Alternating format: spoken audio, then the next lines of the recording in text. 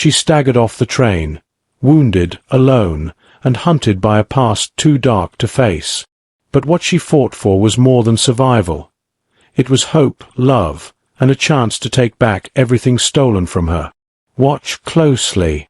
This is a story you won't forget. Tell us where you're watching from in the comments, and don't forget to subscribe for more real, raw stories like this.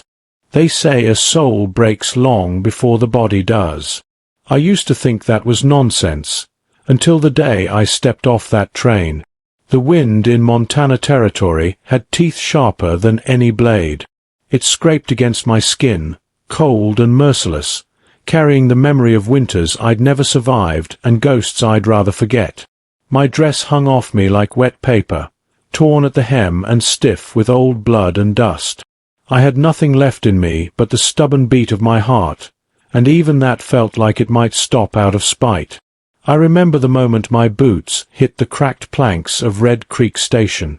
My vision tunneled, the sky spun, and my knees gave out under the weight of everything I'd carried to get there. Hunger burned in my belly like a dry fire. My lips were split, my eyes swollen near shut. But it was the trembling in my hands, wild, out of my control, that made the station master recoil. I must have looked like death dragged upright. I didn't hear him speak, didn't feel my body fold in on itself. Just remember the feel of splintered wood under my cheek and the taste of copper on my tongue. The pain blurred into something distant, and for a breath, I thought maybe this was it. Maybe I'd finally reached the end. Then there were arms around me. Rough fabric, the smell of horse and leather and sweat that wasn't mine. Strong hands lifting me like I weighed nothing. My head lolled against a chest that rose and fell in steady, quiet rhythm. Even half-conscious, my first instinct was to flinch away from any man's touch. But I didn't have the strength to move. His voice cut through the fog, low, edged with worry I didn't understand. And then the sound of hooves on dry earth as he carried me away from the station, cradled against him like something precious instead of broken. I don't remember the ride into town. Only that once, when the road jolted, my eyes opened just long enough to see his profile against the dying light. Sharp jaw, sunburnt skin, a crease between his brows that spoke of long days and longer nights. He saw me looking, and without turning his head, he spoke soft.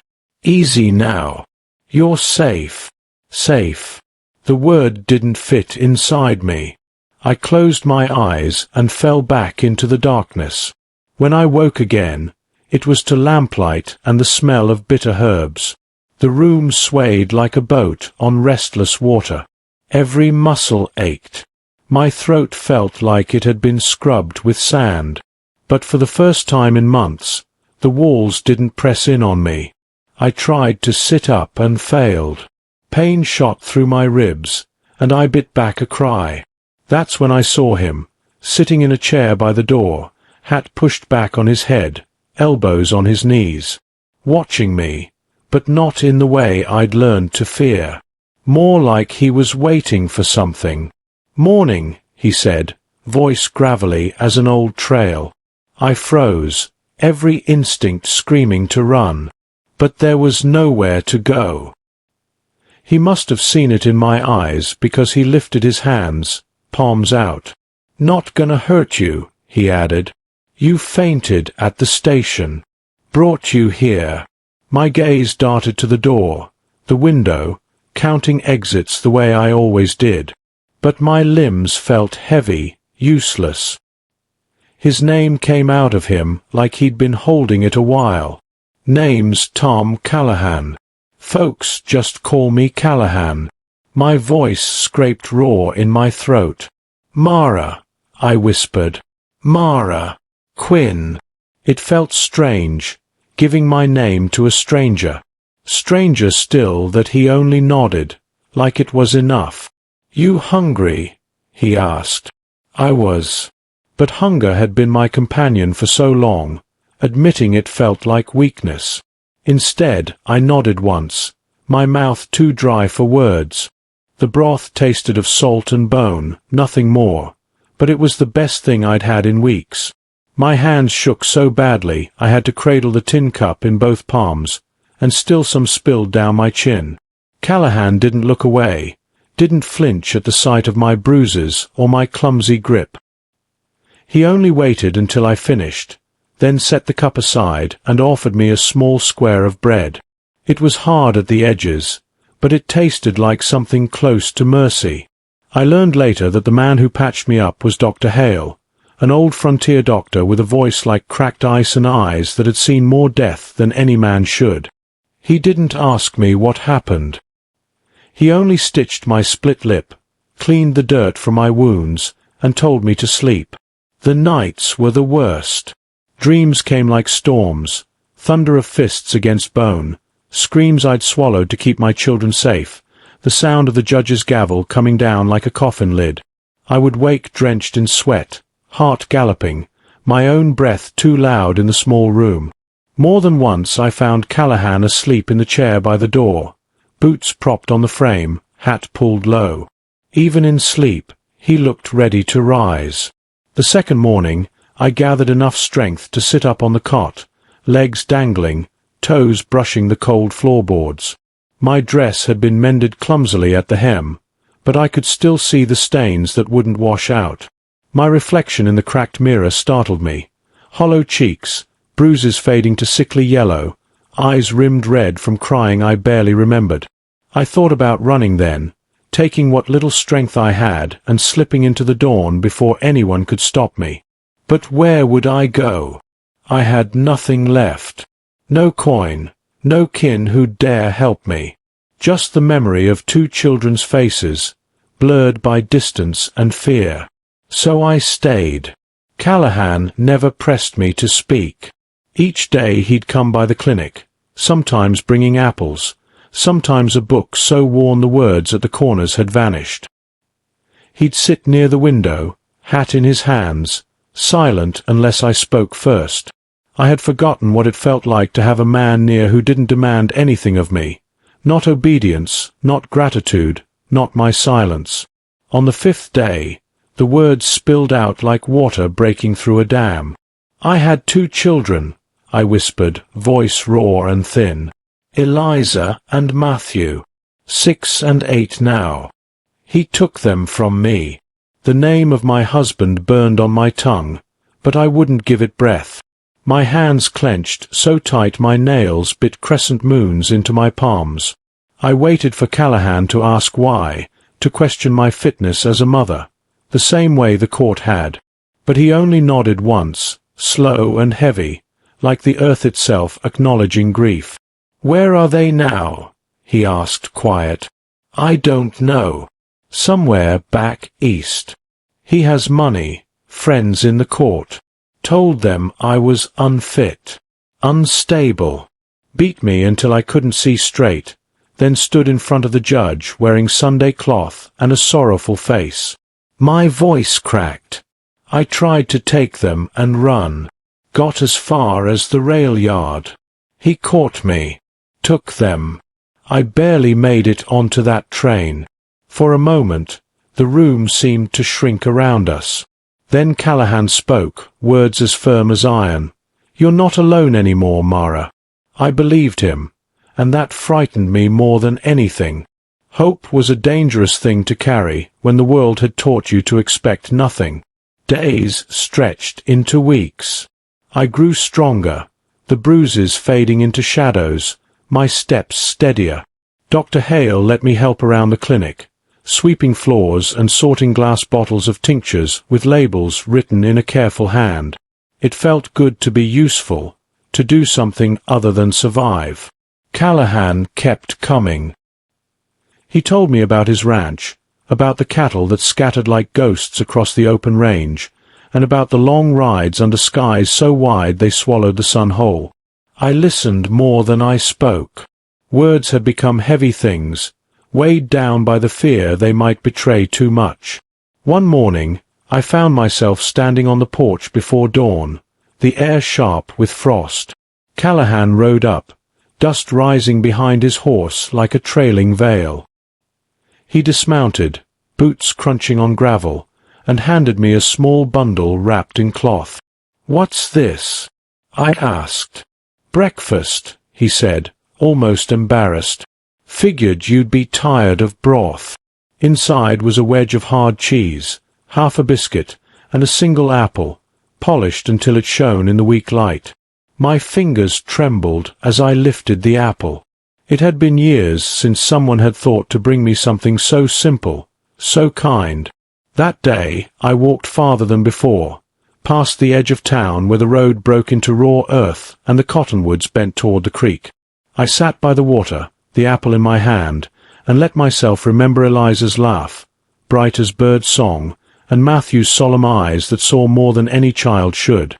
I swore to them then, under that pale sky, I would come back for them, no matter how long it took, no matter how many miles lay between us. When I returned to town, Callahan was waiting near the feed store, leaning against a post, hat low over his eyes. He didn't ask where I'd been, just lifted his gaze and said, "You look stronger today." "I am," I answered, surprising myself with the truth of it. He nodded, the ghost of a smile at the corner of his mouth. "Good. You'll need to be." That night, lying awake in the narrow bed, I thought about what it meant to stop running, to choose a place, a fight, a future. The thought terrified me, and yet, for the first time in so long, it also felt possible. I didn't know then where that road would take me, or that the hardest miles were still ahead. But hope had found its way back into my chest, stubborn and small, and it refused to be chased away. And so I stayed. They say time heals. What they never tell you is that time doesn't heal by itself. It heals because people show up. Because someone sits beside you, day after day, without asking for anything in return. Because kindness seeps into the cracks where pain once lived. In that quiet Montana town, I began to see that truth. At first, it was small things. A nod from the shopkeeper when I passed by. Mrs. Harlow at the boarding house leaving an extra roll on my plate without a word. The children playing marbles in the dusty street pausing to watch me, not with fear, but with the innocent curiosity only children still possess. But always, it was Callahan who kept me anchored. Some evenings, I'd find him sitting on the porch of the clinic, hat tipped low, his gaze turned to the distant ridge where the sky burned orange at sunset. He'd look up as I stepped outside, his eyes meeting mine without flinching from the bruises that still marked me. And for a moment, the silence between us felt less like emptiness and more like understanding. I remember the first time I laughed again. It was late afternoon. The air smelled of dust and horses, and the sun pressed hot on my back. I was carrying a bucket of water to the side yard when Callahan stepped out from behind the stable, hair ruffled and shirt streaked with dirt. He muttered something under his breath, tripped over a stray chicken that had no business being there, and barely caught himself before sprawling in the mud. The laugh tore out of me before I could stop it. Raw, unexpected, half a gasp, half a real laugh. I clapped a hand over my mouth, startled by the sound. Callahan straightened, brushing off his trousers, then met my gaze. His mouth twitched into the smallest smile. "Guess I'm not as graceful as I look," he said. I shook my head, still half laughing, half crying. The laughter faded into something softer, a warmth in my chest I hadn't felt in years. After that day, something shifted between us. He started telling me small stories, about a stubborn mare that refused to cross the creek, about the time lightning struck the fence and spooked half the herd into the hills. I listened, sometimes offering a word, sometimes just a nod. He never pushed, never filled the air with words just to hide the silence. One morning, as the frost lifted from the grass, I found him waiting outside the boarding house, holding the reins of his horse and another beside it, a smaller bay gelding with a calm eye. "For you," he said. "I can't ride. I whispered, though it wasn't true. I hadn't ridden since before the children were taken, and the thought of it twisted something deep inside me. Callahan didn't argue. "You can learn again," he answered simply. I stood there, the chill seeping through my thin boots, and thought of Matthew's small hand in mine, of Eliza's voice asking why Mama was crying, and I realized that if I was ever to stand before them again, I needed to become someone they could lean on, someone who could carry them, even if the road was long. So I nodded, once. The first ride was harder than I remembered. My legs ached, and my hands cramped around the reins. The gelding moved steady beneath me, but every jolt reminded me of bruises still healing. Callahan rode beside me, his gaze never leaving the trail ahead, though sometimes I caught him glancing my way, checking without asking.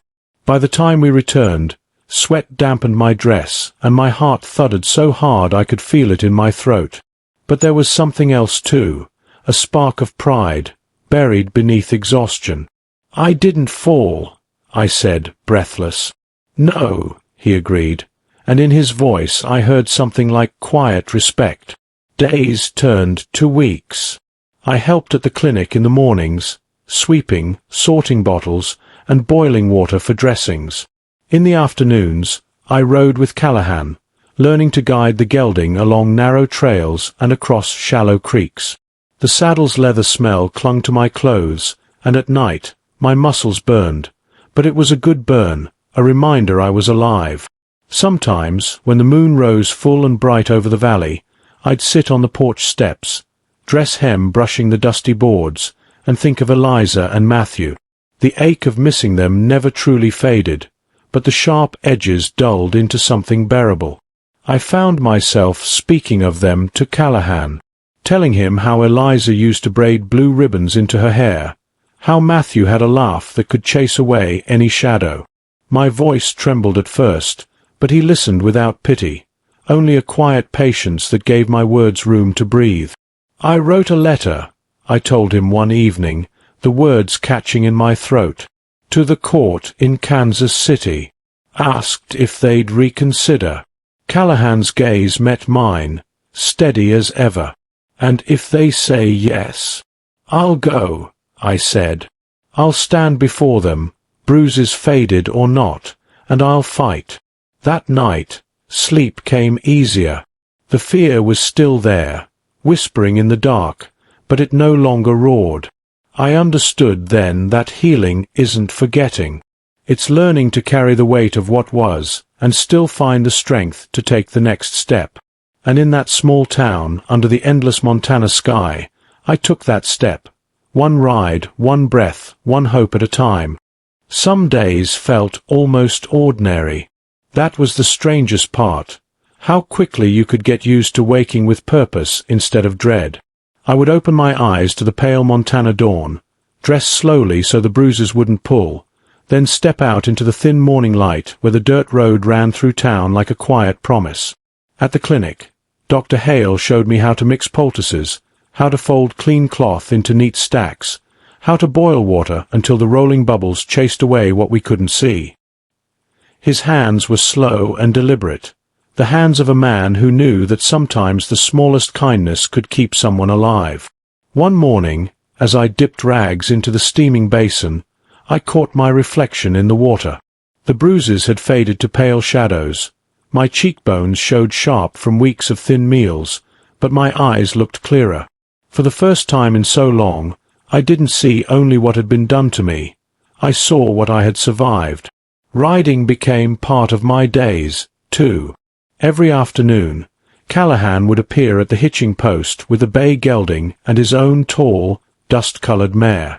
We would ride the low trails west of town, where the cottonwoods bent over the creek and the grass smelled of sun and iron. At first, the rides were quiet. Silence had been my armor for so long that words felt heavy on my tongue. But gradually, words came easier, little pieces of memory I dared to share. I told him about Eliza's quick temper, about Matthew's habit of picking wildflowers for me, even when the stems were half crushed in his small hands. Callahan listened. truly listened, without rushing to fill the spaces my words left behind. Sometimes he'd tell me about his ranch, the hard winters, the calf born too small that he carried into the barn himself, the long nights staring up at a sky so wide it could swallow your sorrow if you let it. One day, riding back to town with the sun sinking low, he spoke softly beside me. "You've still got fight in you, Mara. I can see it." "I don't feel strong," I admitted. "You don't have to feel it," he said. "You just have to keep standing."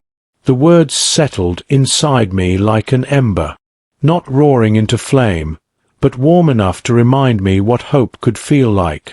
By late spring, the letter arrived. I had almost given up waiting, but there it was, a thin envelope, edges smudged from travel. My hands shook so badly I could barely tear it open.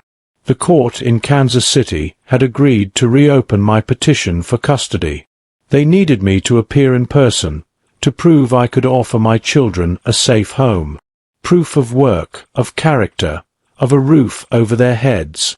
Fear and hope tangled together so tightly in my chest I could hardly breathe. I stood there in the small back room of the clinic, letter trembling in my hand, and for a moment the world felt impossibly wide and impossibly heavy. Callahan found me there, silent as ever. His gaze dropped to the letter, then back to my face. "When do you have to go?" he asked. 2 weeks, I whispered. "Then we'll get ready," he said, as though it were the simplest thing in the world. In the days that followed, I felt the town differently. The narrow streets, the dusty storefronts, the leaning wooden porches, all of it had become something more than a place to hide. It had become my ground, my proof that I could build a life again. Dr. Hale offered to write a statement, swearing to my work and steadiness at the clinic. Mrs. Harlow, who ran the boarding house, pressed a small linen-wrapped bundle into my hands. Biscuits, dried fruit, a single silver coin for luck. "I know what it is to want your children back," she said, voice gruff with memories she didn't share. At night, I wrote a letter to the court clerk, careful and slow. My hand cramped around the pen, but the words mattered too much to rush. I have found work. I have found steady shelter. I am ready to prove I can care for Eliza and Matthew. I signed my name at the bottom, though it still felt strange to claim it again. Mara Whitlow, a name I had nearly lost. Callahan didn't say much about the journey, but I saw the planning in his eyes. He checked the gelding's shoes, packed provisions in quiet evenings behind the livery, mended the worn straps of his saddle. He taught me how to tie a bedroll, how to read the sky for coming weather. One evening, as dusk settled soft and blue over the valley, we stood near the hitching post.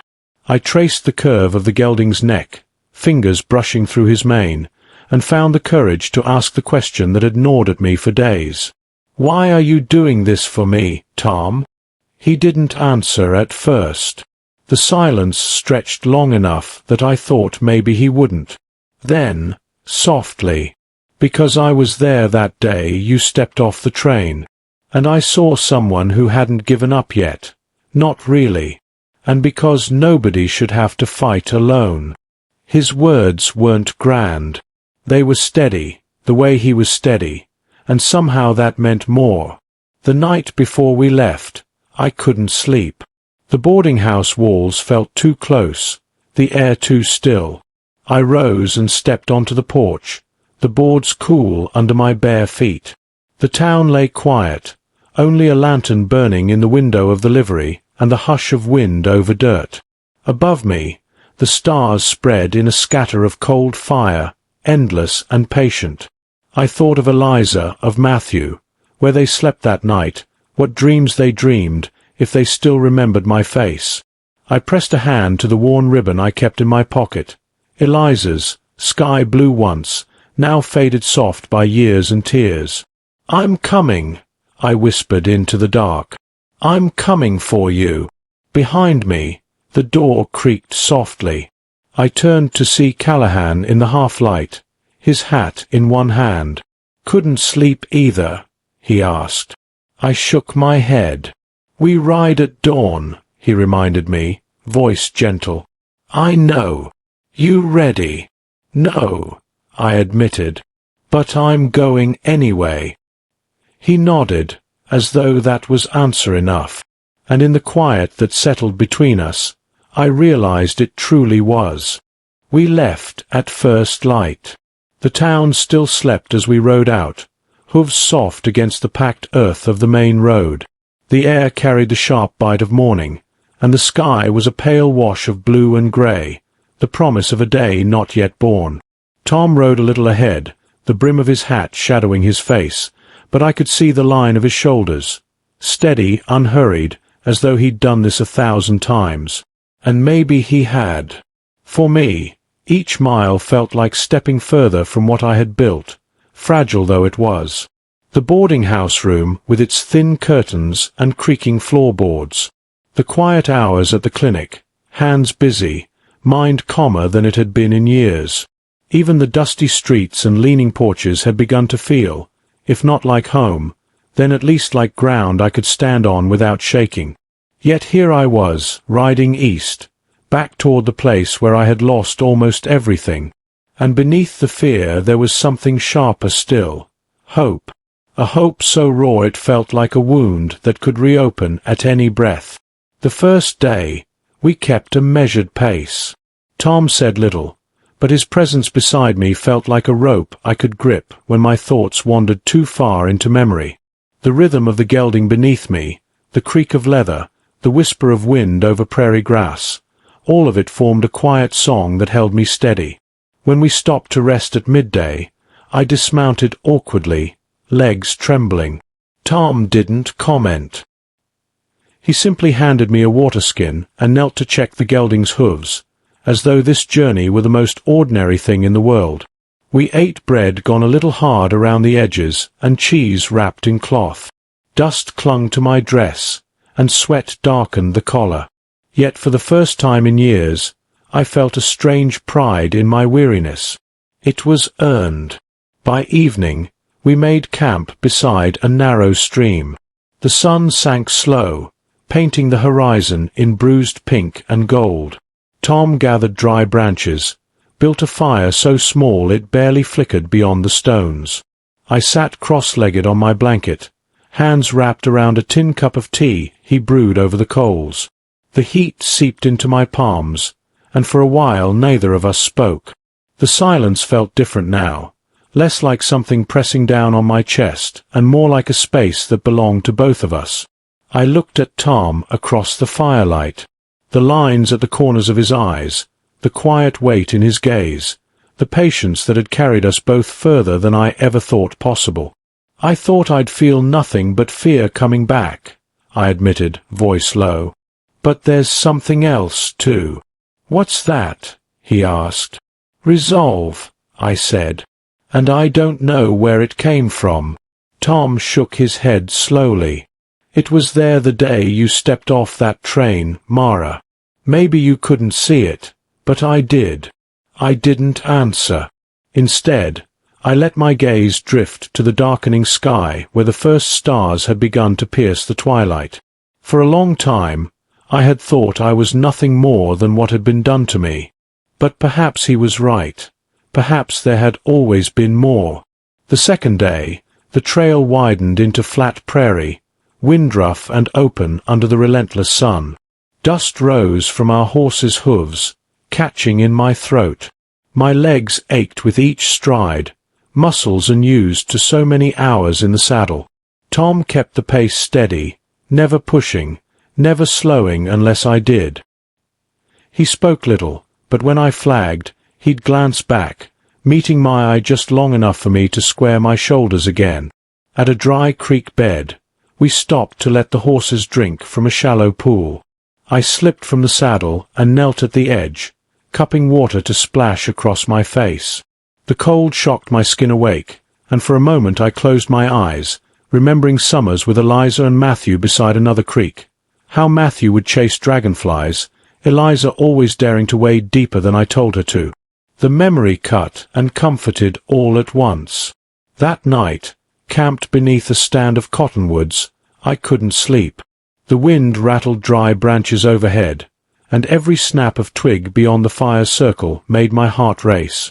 I sat up, wrapping the blanket tighter around my shoulders. Tom stirred, his shape a dark silhouette against the dying coals. "Bad dreams?" he asked, voice rough with sleep. "Not dreams," I whispered. "Memories." He didn't press me to speak them aloud. Instead, he reached across the small space between us and let his hand rest lightly over mine, not gripping, only resting. The warmth of it steadied me more than any words could have. "Try to rest," he murmured. "We ride early." I nodded, but I kept my eyes open until the fire burned down to embers. Only when the first light hinted at the horizon did sleep finally find me. On the third day, the prairie gave way to scattered farmsteads and narrow roads lined with rail fences. Smoke curled from distant chimneys, the scent of wood fires carried on the breeze. Signs of life, of families rising to greet the morning. And with each mile, the weight of what waited in Kansas City grew heavier on my chest. The courthouse. The judge who had once called me unstable. The man who had stolen my children and dared to call it justice. But alongside the fear, something else had grown, built day by day, mile by mile, a belief that I could face him and not crumble, that the woman he had broken was gone, replaced by one who had crossed half a territory to stand in front of her children again. That night, we camped close to the road, the sound of distant wagons a reminder that the city lay just ahead. I sat sharpening a broken pencil, the letter to the court balanced on my knee. I had read it so many times the words blurred together, but still I read again. Tom sat across from me, mending a strap of his saddle. His hands moved with quiet skill, the rhythm as calming as the rise and fall of breath. "Do you ever regret it?" I asked suddenly. "Staying in Montana instead of going south like you planned?" He paused, looking up. "No," he said simply. "Some roads you don't take, so you can be there when it matters most." His gaze met mine across the fire. "This matters most." The words settled into me, quiet and sure, like stones laid at the foundation of something new. By dawn, we saddled the horses and rode the final miles into Kansas City. The city rose around us in brick and wood, the air sharp with coal smoke and the clang of iron. Streets bustled with carts and wagons, voices loud after the hush of open country. I kept my hat brim low, coat buttoned tight, but my spine stayed straight in the saddle. Tom rode beside me, silent but present, a steady line at my side. Ahead waited a courtroom, a man who had once held my fate in his hands, and the hope of seeing my children again. Fear walked beside me, but so did something stronger. Resolve. Kansas City smelled of smoke and iron and rain. After days of open trail and clean wind, the city air felt thick, clinging to my coat and hair. We rode in just after dawn, hooves striking stone instead of packed earth. The sound echoed off brick walls and tall windows, louder than I remembered, louder than I wanted. The city had grown in the years since I'd fled. New storefronts, taller buildings, strangers spilling into the streets with purpose in every step. Yet parts of it hadn't changed. The narrow alley behind the courthouse, the worn steps leading up to the boarding house on Pearl Street, the old blacksmith's forge still standing dark under a soot-stained awning. I kept my head down as we dismounted, hands tight around the reins. My heart beat fast, loud enough I thought the whole street might hear. Tom handed the stable boy a few coins, then turned to me. "You all right?" he asked. "I don't know," I whispered. "That's all right too," he said. And somehow it was. The boarding house smelled of boiled cabbage and coal dust. The landlady showed us to a room on the second floor. 2 narrow beds, a cracked wash basin, thin curtains that barely softened the street noise below. I set my satchel on the floor and stood a moment, staring at the faded wallpaper. In that small room, the weight of what lay ahead pressed so close it felt hard to draw breath. Tom didn't crowd me. He laid his hat on the windowsill, checked the cinch of his saddlebags, then stepped closer. "You don't have to do this alone," he reminded me. "I know," I said, but knowing didn't make the fear vanish.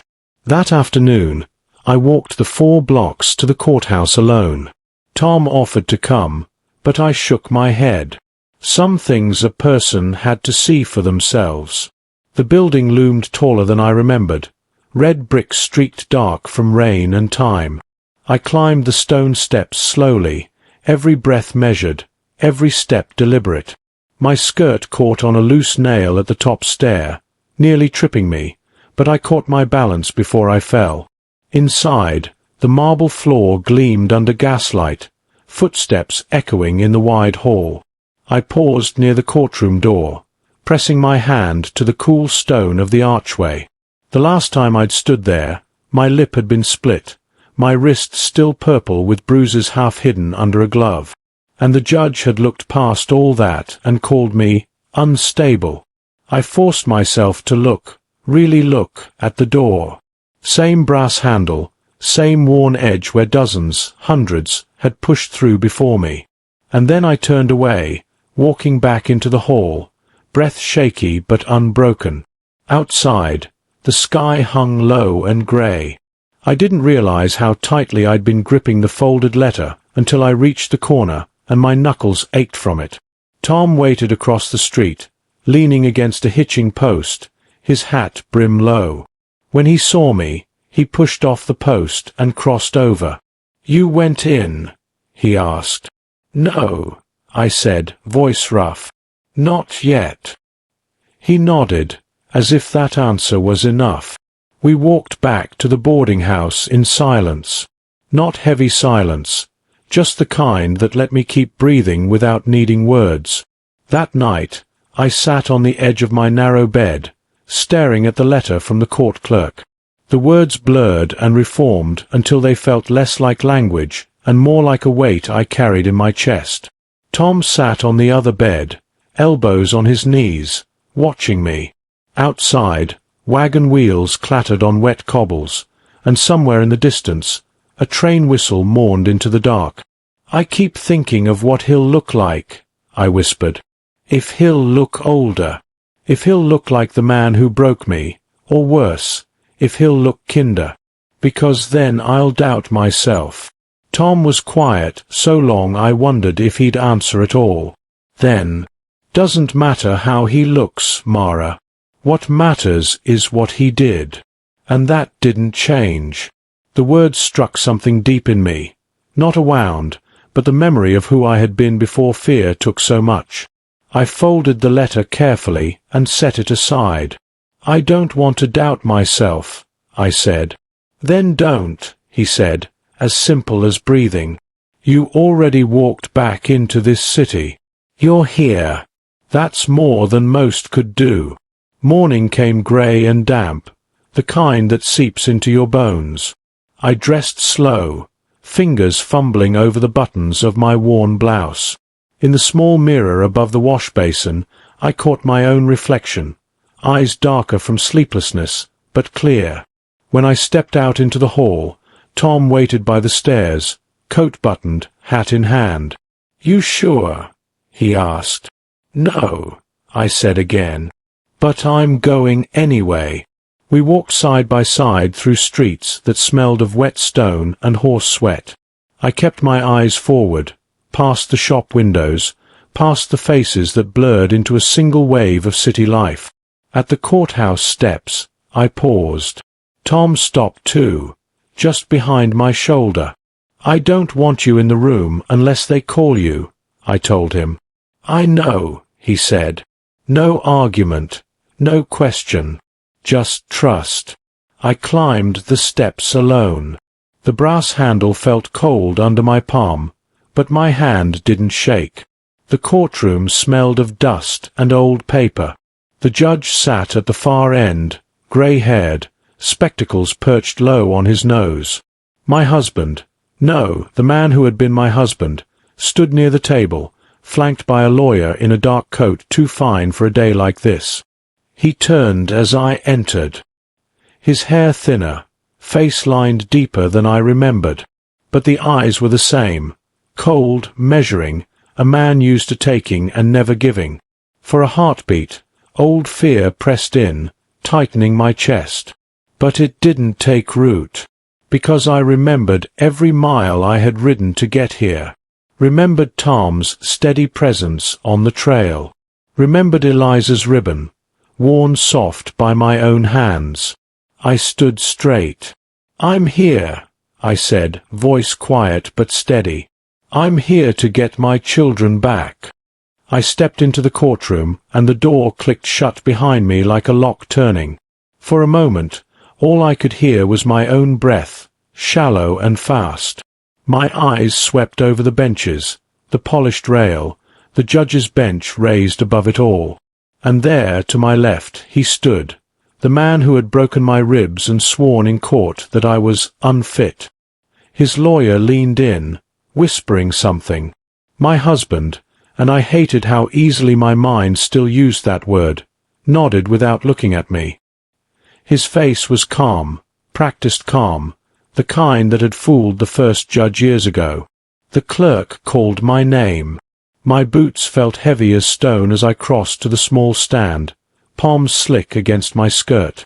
The wood smelled of varnish and old sweat. The judge glanced over his glasses at the papers in front of him. "Mrs. Callahan," he said, voice dry as sun-baked dust, "you've petitioned for reconsideration of custody. You understand what that entails." My throat felt tight. I forced myself to nod. "Yes, Your Honor. And you have new evidence to present?" "I do," I said. My voice wavered, but didn't break. I unfolded the letters. One from Dr. Keller in Montana, another from Miss Cartwright, who had written of my steadiness with the children at the small schoolhouse. My hands trembled only slightly as I passed them forward. The judge read in silence, spectacles slipping lower on his nose. Outside, through tall windows, I could see rain falling slow and steady, blurring the shapes of passing carriages. When he finished, he looked at me. "You've rebuilt your life, it seems." "Yes," I said, and it felt like truth in my mouth, solid and real. My husband's lawyer rose then, moving with a cat's smooth confidence. "Your Honor," he began, "my client maintains that Mrs. Callahan is unstable, as established in the original ruling. A few letters from acquaintances in a distant territory hardly outweigh years of documented concern." He spoke as though I were a broken tool, not worth the price of repair. Each word cut deeper than the last, not because it was true, but because it was the same tune I had heard too many times before. When he finished, the judge turned back to me. "Mrs. Callahan," he said, "do you have anything to say in response?" For a heartbeat, my mind went blank. My gaze drifted toward the door. Beyond it, I knew, Tom waited in the hall. The man who had found me collapsed on a station platform. The man who had walked beside me mile after mile without asking for anything in return. I took a breath. Then another. And I spoke. "I came here because I have no choice," I began, my voice low but growing stronger. "I have 2 children, Eliza and Matthew. I left because staying would have killed me. Maybe not my body right away, but everything else inside me." The words tumbled out, faster now, as if they had been waiting years to be said. "I know what it means to fail," I told the judge. "I failed to protect them the first time, but I've built something since then. I've worked, I've kept my own roof overhead, and I have people who would speak for my character not because they're paid, but because they've seen me as I am." My husband shifted beside his lawyer, jaw tightening. His eyes narrowed, but I didn't look away this time. "I'm not the woman who stood here years ago," I finished, breath shaking. "And my children deserve to know that." The silence that followed felt like a held breath. The judge tapped the letters against the bench, gaze unreadable. "Very well," he said finally. "We'll reconvene tomorrow to hear further testimony. Be prepared." I stepped down, legs suddenly weak, palms damp with sweat. As I turned toward the door, my eyes brushed past the man I had once married. He opened his mouth as if to speak, but I didn't stop to hear. Outside, the air smelled of wet stone and horse sweat. I saw Tom before he saw me, standing near the railing, hat in hand, hair damp from the rain.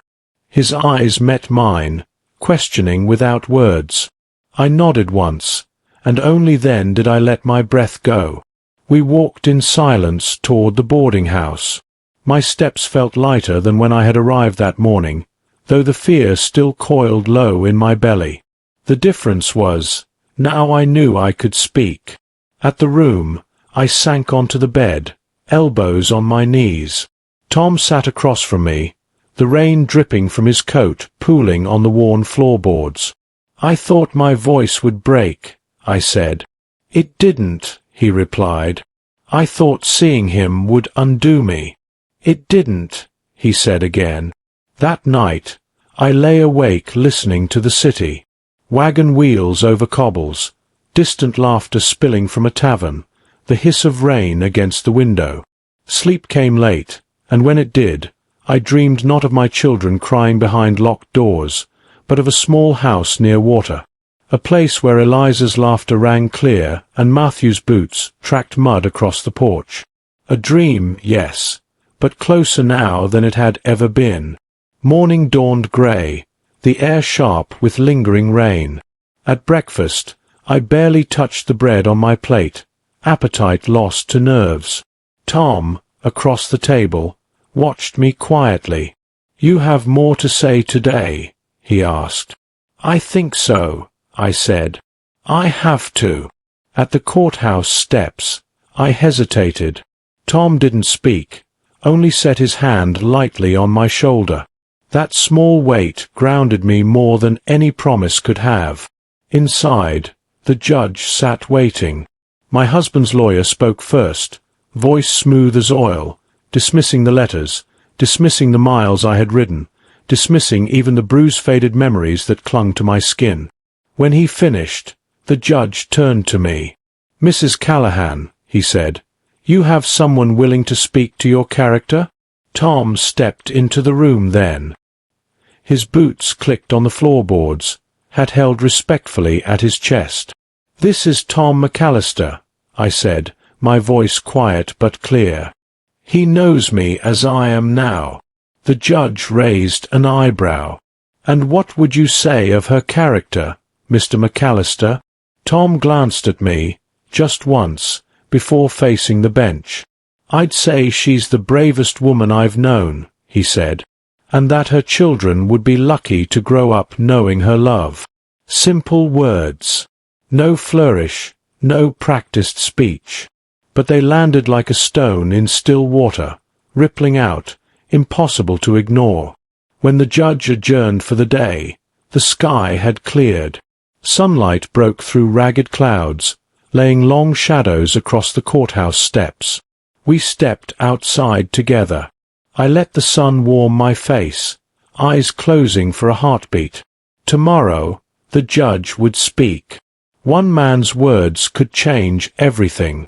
But for the first time in years, I believed I could bear whatever came, because I had spoken, and I had been heard. The morning sun filtered through the courthouse windows, casting long beams across the polished floor.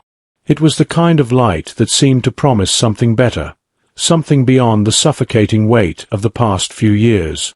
I clung to that promise as I stepped inside, the sound of my boots echoing louder than I wished.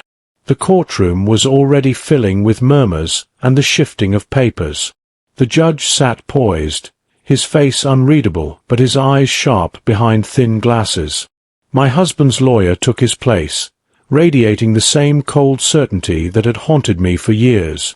I swallowed hard, gripping the folded letter from Tom tight in my pocket. When the judge called the court to order, the room fell silent, expectant. "You have brought forth witnesses and evidence to support your petition," he said, his voice calm but commanding. "It is now time to hear them." I glanced sideways at Tom.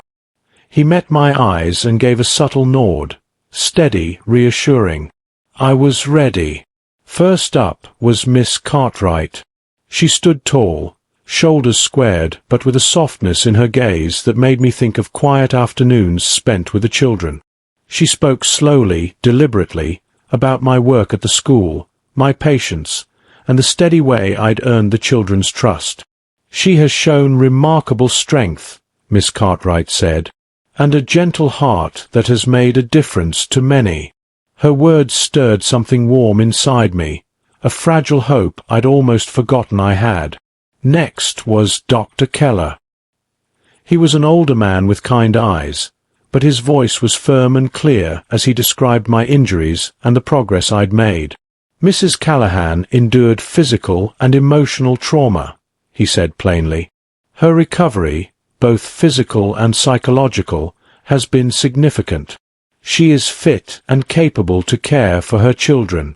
The courtroom was silent except for the soft scribbling of notes. My husband shifted uncomfortably, his lawyer's jaw clenched tighter than ever. Then it was my turn again. The judge asked, "Mrs. Callahan, what is your plan should custody be granted to you?" I drew a slow breath, steadying myself. "I intend to provide a safe and loving home for Eliza and Matthew," I said. "A place where they can grow without fear, a place with stability, education, and love." The words surprised even me, spoken with a quiet conviction that felt stronger than the fear still lurking beneath the surface. The lawyer for my husband rose once more, his voice rising slightly in frustration. "You have offered sentiment," he said sharply. "But what of the practical matters? Income, property, support?" I met the judge's gaze without flinching.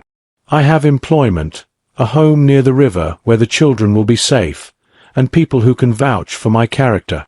The details are documented in the evidence I have submitted." The judge nodded slowly, absorbing everything like a man weighing the scales of justice carefully. Throughout the trial, Tom remained my silent strength. When I faltered, his steady gaze reminded me I wasn't alone. When the room grew cold with doubt, his quiet presence warmed me like a fire. After hours that felt like days, the judge called for a recess. I walked outside, gasping in the sharp spring air. The city buzzed around me, 1,000 lives moving forward as if my world weren't hanging in the balance. Tom joined me, his hand brushing lightly against mine. "You did well," he said softly. I wanted to believe it. I clung to those words as tightly as I held to the hope of seeing my children again. Back in the boarding house that night, I sat by the window watching raindrops race down the glass, each one a small, separate struggle against gravity. My mind raced with memories of Eliza's laugh and Matthew's stubborn grin. I thought of the long journey that had brought me here, the miles ridden and battles fought. I wasn't the woman I'd been when I left, broken and scared. I was stronger. I was ready. The next morning, the courtroom filled again, this time with a different energy, one that hummed with possibility. The judge spoke with finality. After careful consideration, the court rules in favor of Mrs. Callahan. Custody of Eliza and Matthew will be returned to her, with provisions made for their care and safety. Relief crashed over me like a wave, unsteady but overwhelming. Tears blurred my vision as I whispered, "Thank you." Outside the courthouse, I took my first deep breath of freedom. Tom stood beside me, the weight of the past few months slowly lifting. We knew the road ahead wouldn't be easy. Rebuilding trust, healing wounds, and creating a new life for the children would take time. But for the first time, I felt the sun on my face instead of the shadow of fear. I looked at Tom and said quietly, "Let's go home." Together, we walked toward the horizon where the Montana hills awaited, a place where love, hope, and second chances were possible. The morning sun broke over the Montana horizon as we loaded the wagon for the journey home. I watched the golden light spill across the dusty road, feeling a strange mixture of anticipation and unease. After all those months of fighting, hoping, fearing, the moment I'd dreamed of for so long was finally here. I was going to see Eliza and Matthew again. They were mine, truly mine. Tom and I worked in quiet tandem, the familiar rhythm of horses and wagon wheels a soothing counterpoint to the storm of emotions inside me. I gripped the reins tightly, my heart pounding louder than the hooves striking the earth. The children's faces were the only images that kept me steady, their laughter and tears echoing in my mind like a distant melody I'd almost forgotten. The land stretched out before us, endless prairie kissed by cottonwoods, the river winding lazily beside the road. It was a place of hope, but also a reminder of how far I'd come and how much work still lay ahead. The cabin, nestled between tall trees and beside a creek, came into view as the sun climbed higher. Its weathered boards and rusted tin roof were a far cry from the grandeur of my husband's estate in Kansas City, but it was ours now. Mine. Tom helped me down, steadying me as the weight of what I was about to do pressed down hard on my chest. I paused at the doorstep, feeling the rough wood beneath my hands, and took a deep breath. Inside, the air smelled of dust and old memories, but also of possibility. I ran my fingers over the worn table, imagining Eliza's small hand tracing the grain, Matthew's boots thudding on the floor. This was their home now, the place where we would begin again. The first days were quiet and tentative. Eliza and Matthew were cautious at first, eyes wide, unsure of this new world they had been pulled back into. The hurt in their faces was raw, a silent testament to the years they had spent apart from their mother. But slowly, cautiously, walls began to crumble. I showed them the creek where the water ran cool and clear. I taught them how to gather eggs from the coop and tend to the garden. Tom was always nearby, a steady presence offering silent support. His quiet kindness made the house feel like more than just a shelter. It felt like a home. There were nights when I lay awake, listening to the children's soft breathing, afraid that the peace might shatter at any moment. The memories of my husband's anger and cruelty lingered in the corners of my mind like shadows threatening to swallow the light. But with each day, the shadows grew fainter. The children laughed more. Their eyes sparkled with hope. And I found myself daring to dream of a future where fear was not the master of our lives. Tom and I built routines, breakfast by the stove, lessons in the afternoon, quiet evenings by the fire. We talked little of the past, focusing instead on the work of healing. I watched as the children grew stronger, their smiles brighter. Eliza took to braiding ribbons into her hair, a habit she said reminded her of school days. Matthew loved to chase after the horses, his laughter ringing through the fields like music, and I began to believe that this messy, imperfect life, was enough. One afternoon, as the sun dipped low and the sky turned a soft shade of pink, I stood by the creek watching the water ripple past. Tom joined me, his eyes reflecting the colors of the fading day. "We've come a long way," he said softly. I nodded, feeling the weight of those words settle in my chest. "Yes, we have." He reached out, taking my hand in his. "We'll keep going," he promised. And for the first time in a long time, I believed him. The road back to Montana was more than just a journey. It was a rebirth. Together, we were carving out a new life from the rough earth, one built on love, resilience, and hope. No matter what lay ahead, I knew I would never let go of that. because this was home now. Life in Montana settled into a rhythm, but peace, real, unshakable peace, remained elusive. The land was vast and quiet, but whispers followed us wherever we went, like shadows flickering just beyond the firelight.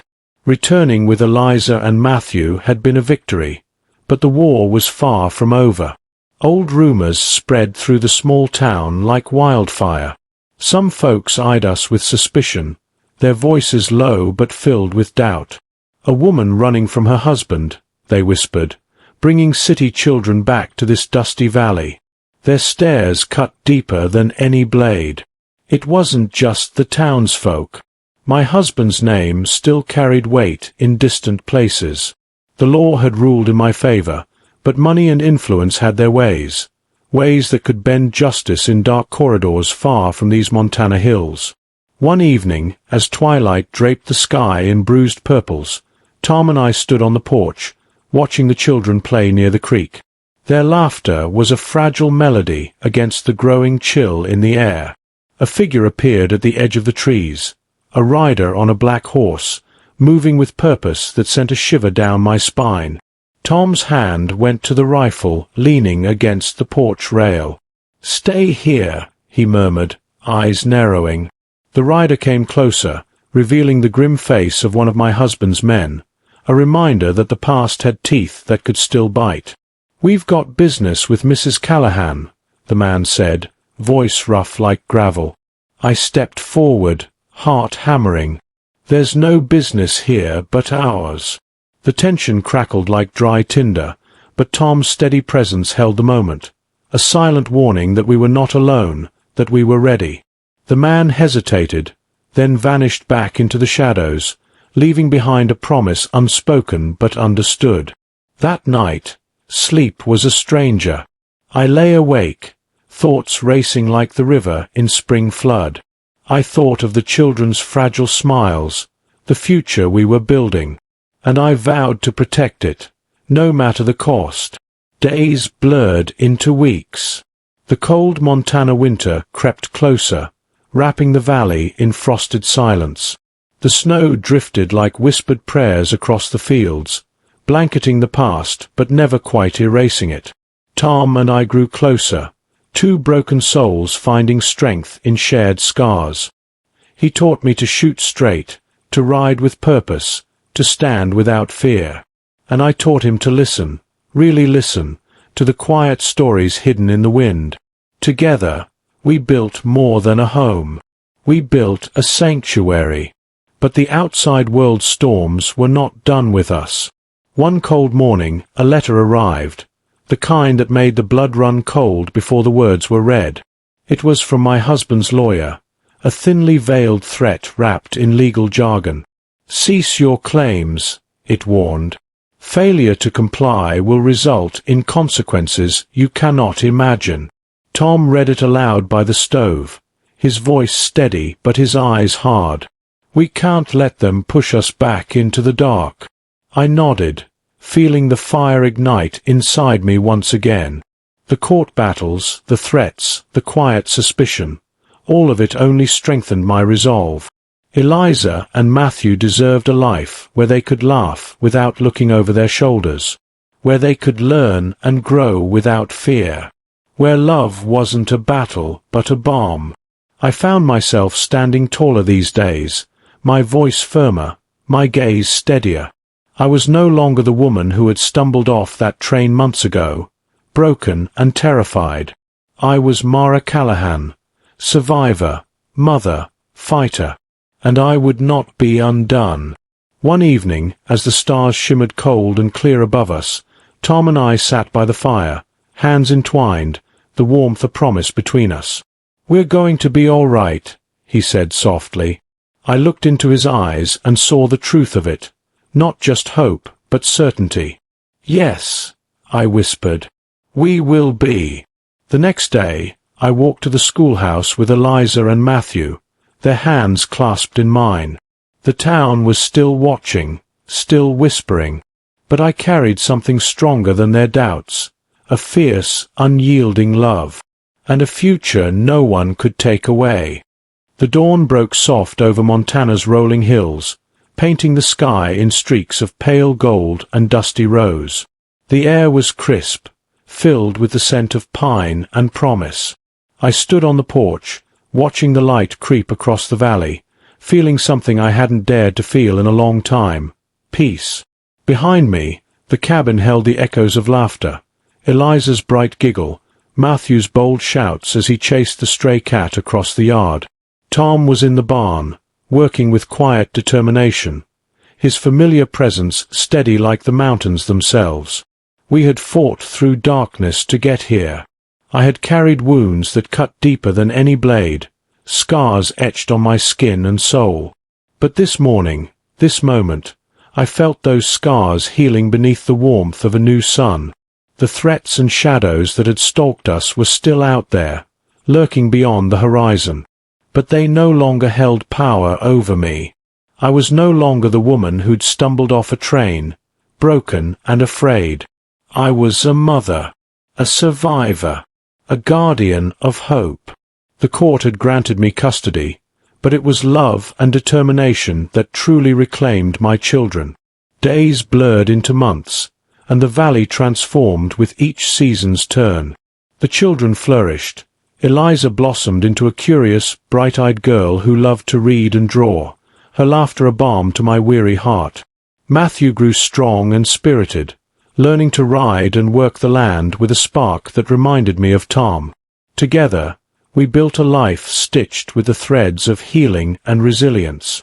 Tom and I weren't just partners in survival, we were partners in life, dreaming of a future carved from the wild earth beneath our feet.